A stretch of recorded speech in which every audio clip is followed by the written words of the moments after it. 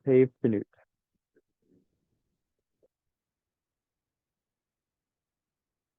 Here we'll start with a quote from Wilbur Wright, just discussing how integral Chanute was to the history of aviation.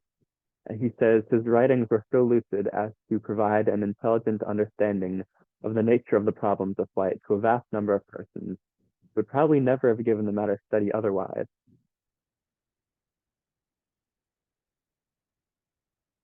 Octave Chanute was born in Paris in 1832. When he was 6 years old, his family immigrated to the U.S. His father became a vice president and history professor at Jefferson College. Chanute became a self-taught engineer, learning civil engineering at Hudson River Railroad when he was only 17 years old. When he was 25, he married Annie Riddle James and moved to Chicago shortly afterwards. He became a big shot and made lots of contributions to the engineering field, and he became one of the most successful engineers of America. As he was about to retire, he became interested in aviation and decided to devote the rest of his life towards the field of aviation. This is the book published by Octave Chanute, detailing the history and experiments of everyone before him and all the contributions they made to aviation. Octave Chanute earned the nickname of the first AERO historian for this work. And after being inspired by the work of Otto Lilienthal, he built and tested hundreds of gliders along the southern shores of Lake Michigan. He experimented with bi-wing gliders, movable wings, and tail control surfaces.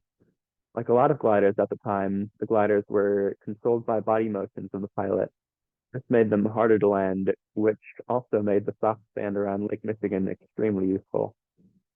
His first glider flight took place on June 22nd, 1896, along with four of Chanute's assistants. A total of 3 gliders were launched that day. Augustus Herring tested a glider based on Lilienthal's design.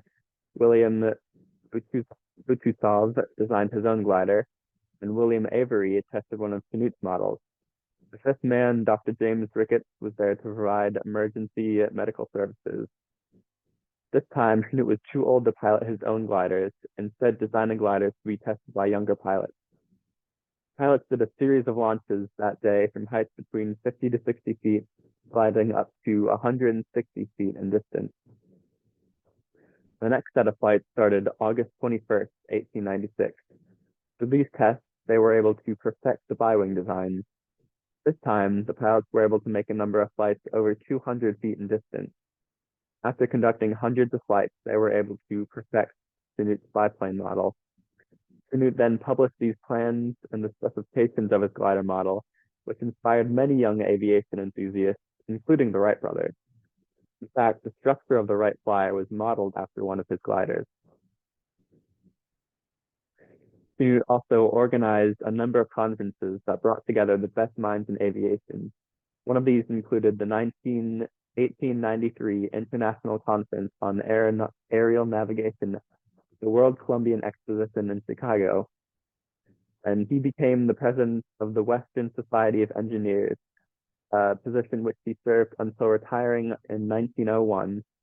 Upon his retirement, he created a fund, the Octave Chanute Prize, which would be given to any Western Society of Engineers member with outstanding or forward-thinking writings, similar to a scholarship.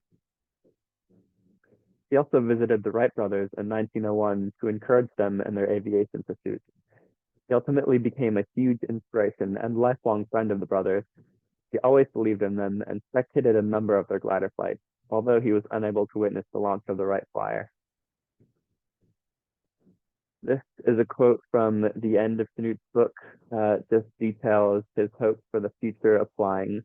He says, "Let us hope that the advent of a successful flying machine, now only dimly foreseen and nevertheless thought to be possible, to bring nothing but good into the world, that it shall abridge distance, make all parts of the globe accessible, bring men into closer relation with each other, advance civilization, and hasten the promised era, in which there shall be nothing but peace and goodwill among them.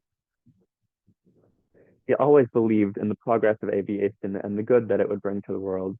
He always sought to encourage and inspire young minds towards the pursuits of both aviation and engineering. He was extremely knowledgeable, having been described as a walking library, but at the same time, he was extremely kind and approachable, always willing to give up his time to help others.